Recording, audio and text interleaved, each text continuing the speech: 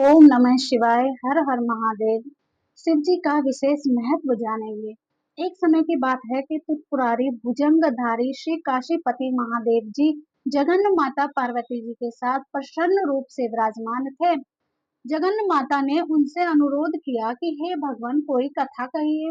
इस पर भगवान भूत भावन किंचित मुस्कुराए और बोले कि हे पार्वती, सुनो। पूर्व समय में कुष्मांड नामक एक ऋषि का पुत्र मंडप नाम से विख्यात था। वह बाल्यकाल में ही कुसंगति के कारण पाप कर्म में लीन हो गया था।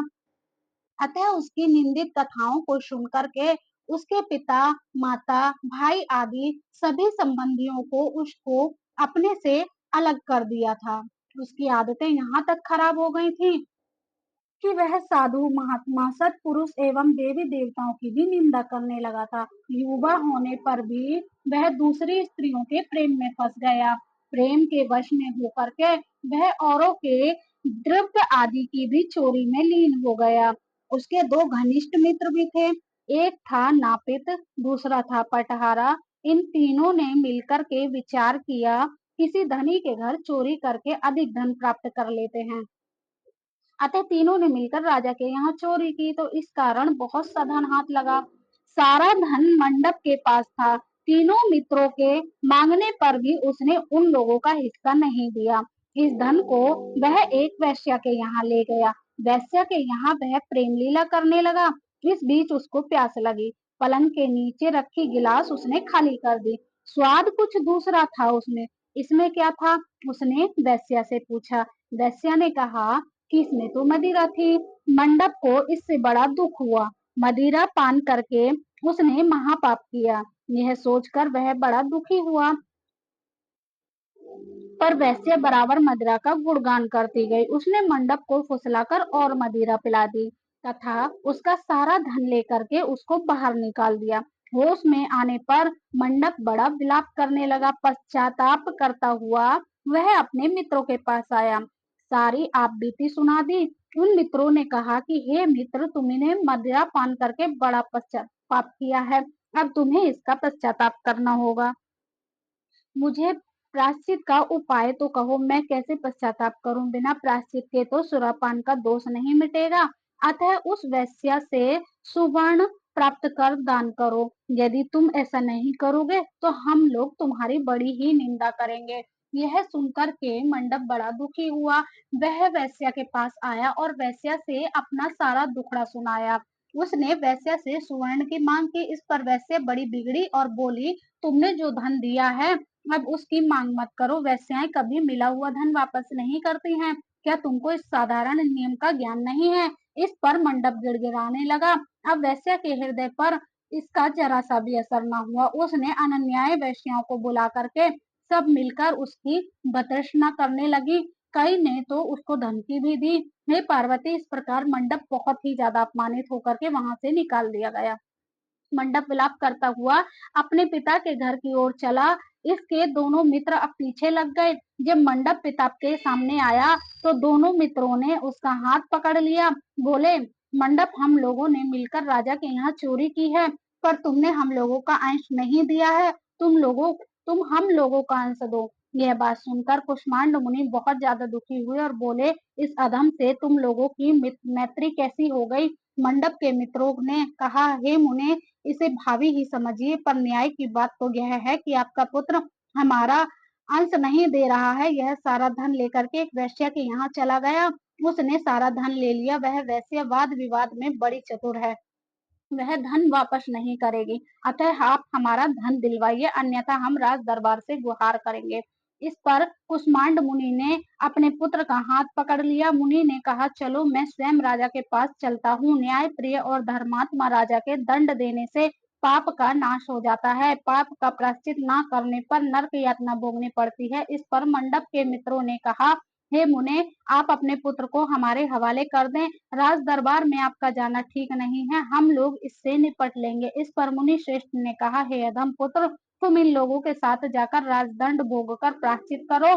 तुमने जो किया है बहुत बुरा किया है। आज से तुम मेरे पुत्र नहीं हो और मैं भी तुम्हारा कोई नहीं लगता। जब तक तुम प्रायश्चित करके नहीं आओगे मैं तुम्हारा मुख नहीं देख सकता। मंडप के मित्र मंडप को अपने साथ ले एक घने जंगल में ले जाकर पहले तो उसकी खूब डांटा उसको, फिर उसके बाद में उसको पीटना शुरू कर दिया। बेहद पीटने के कारण मंडप बेहोश हो गया। उसके मित्रों ने समझा कि वह तो मर गया, अतः उसको मरा हुआ जान करके उसके मित्रगण उसे वहीं छोड़कर चले गए। कुछ देर बाद मंडप को चेताया तो वह विलाप करता हुआ एक ओर चल पड़ा। उसके दोनों मित्र एक मंदिर में रात भर भूखे प्यासे टिके रहे और प्रायश्चित करते रहे। प्रातः वे दोनों उसे देखने के लिए गए कि उसके शरीर की अब क्या गति है। वहां मंडप को ना पाकर उन दोनों को बड़ा आश्चर्य हुआ। फिर तो वे समझ गए कि मंडप नहीं मरा, वह जीवित है और कहीं चला गया है। उस दिन शिव महात्मा को जानने वाले लोग पंचक्रोशात्मक लिंग की प्रदक्षिणा कर रहे थे। मंडप भी उन लोगों के साथ हो गया। यात्रीगण कर्दमेश्वर के समीप रहे। मंडप ने भी वहां रह करके सारी रात जागरण किया। सब यात्रियों ने उसको साधु मान लिया और इस बात को भी वे मान गए कि वह परम सेव कुष्मांड का पुत्र मंडप है। मंडप शिव व्रतधारी परम सेव साधु के रूप में मान लिया गया। मंडप ने शंकर प्रतिमा के समक्ष नृत्य और भजन प्रारंभ कर दिया। सज्जनों ने उसकी भक्ति देख करके उसका बड़ा आदर किया। मंडप भी सत्संग से परम भक्ति भाव वाला हो गया। अब उसको ज्ञान हो गया कि शिव भक्त के प्रताप से ही उसका इतना आदर हो रहा है। वह सबका प्रिय हो गया। साथ ही भोजन, धन धान्य, श्रद्धा भी मिल रही है। मंडप चंडिका देवी के मंदिर में आया। वहां काशी के धार्मिक सज्जनों द्वारा भी भीम चंडी की पूजा हो रही थी। मंडप का वहां बड़ा आदर किया गया। रात्रि में मंडप ने क्षेत्र महात्मा कहा और सुना। इसके बाद शिव भक्तों को और विष्णु भक्तों ने मिलकर के कीर्तन किया। मंडप ने इस नृत्य कीर्तन में प्रमुख भाग लिया। इससे प्रश्न हो सबने मंडप की बहुत प्रशंसा की। इस प्रकार मंडप का मन शिव में लग गया। हे पार्वती, इस प्रकार मंडप मेरे क्षेत्र की प्रदक्षिणा करने लगा। ब्रह्म हत्या, सुरापान और चौर्य कर्म आदि पापों से छुटकारा पाने के लिए मेरी स्तुति करने लगा। इस प्रकार की आराधना से वह सारे पापों से मुक्त हो गया। दहली विनायक और आकार मंडप जिह्वा की लोलुपता से मुक्त होकर केवल शिव शिव का उच्चारण करने लगा। उसकी इस साधना और भक्ति भाव को देखकर सर्वत्र उसका बड़ा आदर और मान सम्मान होने लगा। हे पार्वती, मंडप ने अन्न जल सब कुछ त्याग दिया और बार बार विलाप करने लगा कि ब्राह्मण शरीरधारी होकर भी मैंने सुवर्ण की चोरी की, साध्वी माता को ठगा, वैश्य गमन, सुरापान किया, ब्राह्मण शब्द का हनन किया है मैंने तो। पश्चाताप से मंडप विहल हो गया था। हे देवी, मंडप के मन में यह विचार आया कि मेरे क्षेत्र की परिक्रमा करने से वह सारे पापों से मुक्त हो जाएगा।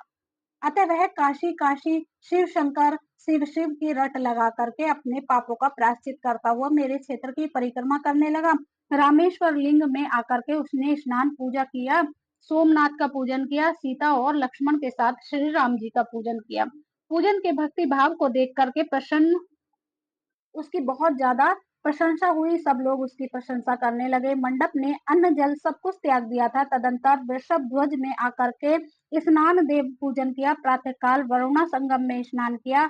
मुझसे पूछता हुआ वह मेरे मंदिर में आ गया। उसने आकर के बड़ा दान पुण्य किया। शोध मंडप ने साष्टांग प्रणाम किया। वहां अनेक महात्मा उपस्थित थे। हे पार्वती, मंडप सबके आगे हाथ जोड़कर खड़ा हो गया और पूछने लगा, हे महात्माओं, मैंने बड़े बड़े पाप किए हैं। आप लोग कृपया यह बतलाइए कि इन पापों से मेरा छुटकारा किस प्रकार होगा। सभी महात्माओं ने कहा, हे मंडप, तुम शिव भक्त केशव के भक्त हो। पंच क्रोशात्मक लिंग प्रदक्षिणा से और शिव कीर्तन से ही तुम्हारे सारे पाप तो नष्ट हो गए। इस प्रकार सुन मंडप ने कहा, हे सदस्य गणों, पिताजी ने तो मुझको घर से निकाल दिया। अब मैं अपने घर कैसे जाऊं और हे मुनि श्रेष्ठों, पिता को कैसे अपना मुंह दिखाऊं। तब इस पर सबने कहा, अब तुम सारे पापों का प्रायश्चित हो गया है तुम्हारे, अब तुम सहर्ष घर जा सकते हो। हे पार्वती, इस प्रकार मंडप अपने पिता के घर के सामने आया और शिव शिव शंभो शंभो महादेव का उच्चारण करने लगा। स्वर सुनकर कुष्मांड मुनि ने अपनी पत्नी से कहा, हे प्रिय, देखो तो कौन द्वार पर शिव का उच्चारण करता हुआ हमें परम सुख दे रहा है। शिव के नाम की अमृत वर्षा कौन कर रहा है। मुनि पत्नी ने द्वार पर अपने पुत्र को देखा। हे पुत्र, तुम्हारा आना कैसे हुआ। मंडप ने कहा, हे माता, आपको और पिताजी को महात्मा गण बुला रहे हैं। यह सुनकर मंडप की माता अपने पति के पास आई और उनसे सारा वृतांत कहा। हे पूज्यवर, आपका पुत्र शिव का नाम रटता हुआ द्वार पर उपस्थित है। उसका कहना है कि प्रायश्चित करके वह पवित्र हो गया है। सदस्यगण आपको बुला रहे हैं, वे प्रायश्चित का प्रमाण देंगे। कुष्मांड मुनि दरवाजे पर आए। उन्होंने रुद्राक्षधारी शिव भक्त मंडप को देखा। तुम क्यों आए हो? थोड़े से प्रायश्चित से बड़े पाप नष्ट नहीं होते। मंडप ने कहा, हे पिताजी, इसमें कोई संदेह नहीं कि मैंने बड़े पाप किए हैं। इतना होने पर भी महात्मा गण आपको बुला रहे हैं। मुनि अपनी पत्नी के साथ महात्माओं के पास आए। महात्माओं ने एक स्वर से कहा, हे मुनिवर, आपका पुत्र समस्त पापों से मुक्त हो गया है। कुष्मांड ऋषि ने पूछा, हे मुनि श्रेष्ठों, आधार पर आपकी दृष्टि में मेरा पुत्र पाप मुक्त हो गया है? इसने तो बड़े बड़े पाप किए हैं। महात्माओं ने कहा, हे मुनि, इस मुक्ति मंडप के स्वामी श्री भगवान विष्णु हैं। इसका उत्तर वही देंगे। महात्माओं ने विष्णु भगवान की स्तुति की। इस पर एक आकाशवाणी हुई, हे स्तुति करने वाले महात्माओं, यह महापापी मंडप जो कुष्मांड मुनि का पुत्र है, अब अपने पापों से मुक्त होकर शुद्ध हो गया है। यह साधु संतों के साथ शिव शंकर के क्षेत्र की परिक्रमा कर चुका है। अब कुष्मांड मुनि इसे ग्रहण कर सकते हैं। इस प्रकार से पार्वती मंडप को कुष्मांड मुनि आदर पूर्वक अपने घर ले गए। इस कथा को सुनकर माता पार्वती तो परम प्रसन्न हो गईं। बोली, प्रभु, आपने यह महत्वपूर्ण कथा कही, इससे कलयुग में प्राणियों का बड़ा भला होगा। कृपा करके इस पर कुछ और भी प्रकाश डालें। इस पर शिव जी बोले, हे पार्वती, अब तुम भैरव जी की कथा को सुनो।